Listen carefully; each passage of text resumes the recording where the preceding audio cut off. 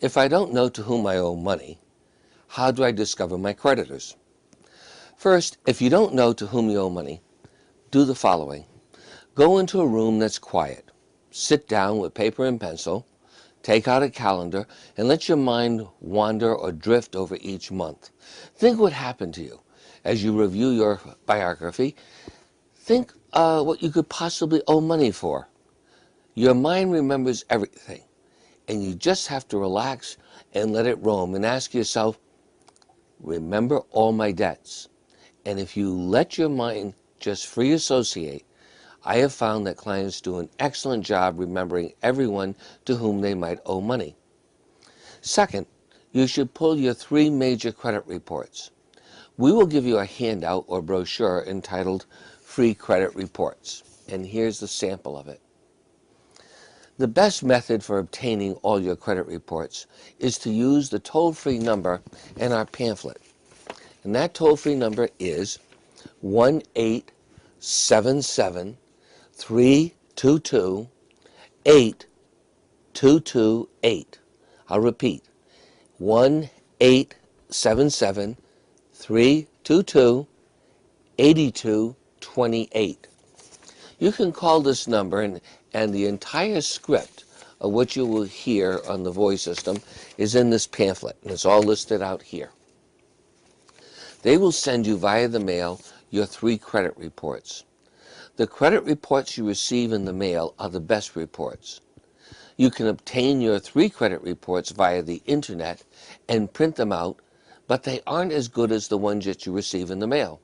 And usually you don't have to instantly have your credit reports within a few minutes. Waiting a few days for the mail is well worth the wait, because the reports that come through the mail are the best ones.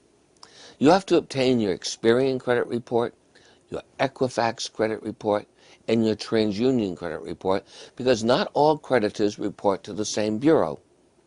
Now, there is only one official website for obtaining your free credit report, and that website is approved by the Federal Trade Commission, and that site is found right up here, www.annualcreditreport.com. All the other websites which promise you a free credit report are most probability ripoffs, because you pay for those reports. Under the law, you're entitled to a free credit report once per year, and the credit bureaus had to establish a special website to comply with the law. And again, that website is right up here in the pamphlet, www.annualcreditreport.com. You've seen on TV an ad for a website called freecreditreport.com with a young man playing a guitar. It's a rip-off website.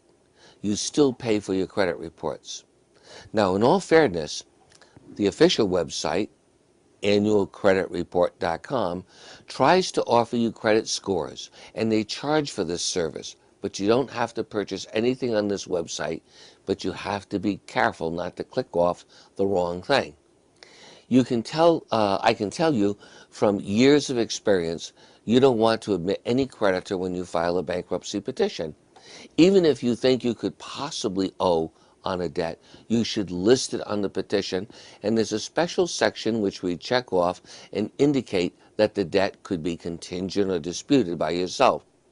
If there's any possibility that you might owe a debt, you should list it on your petition. Don't wait until after you file bankruptcy to improve your credit report, is another point I want to make. You should start even before you file. Why? Most credit reports are loaded with errors just to begin with, and you don't have to want to discover the errors after you file bankruptcy. After you file bankruptcy, this is the typical problem that happens. You go to get a car loan, the credit manager says you can't get a loan because your credit report shows that you still owe on the debt. The creditor doesn't report to the credit bureau that you filed bankruptcy, and therefore it appears that you still owe the debt. You call me up and, Attorney Falvey, you said the debt was discharged, and you're telling me it's not discharged, and they denied my application for a loan. What gives? Is the debt discharged? What gives is the fact that what the bankruptcy court has entered as an order doesn't get reported by your creditors to the credit bureaus. They have no incentive to report this information, and consequently, you have serious errors on your credit report. I developed a whole program entitled the Fast Track to Credit for clients who have either filed bankruptcy or have had bad credit and they desire to buy a home or a car and just in general want to improve their credit scores. We give all our clients my booklets and 2 DVDs on this subject, and I give them instructions on how to use the booklets. Here are the 2 DVDs. They go for 1 hour each, part 1 and 2. And here are the booklets that go along with those seminars, presentations. And I always say an if is the largest word in the English language.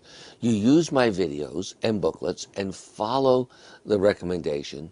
You can easily have a passing 625 FICO score within 12 to 24 months after you file bankruptcy.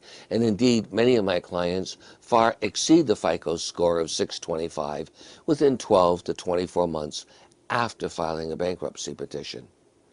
Now, we have a tremendous database of names and special phone books to discover the address of any creditor, and we'll help you with this process. Further, we've been able to locate a creditor's address, of course, using the internet.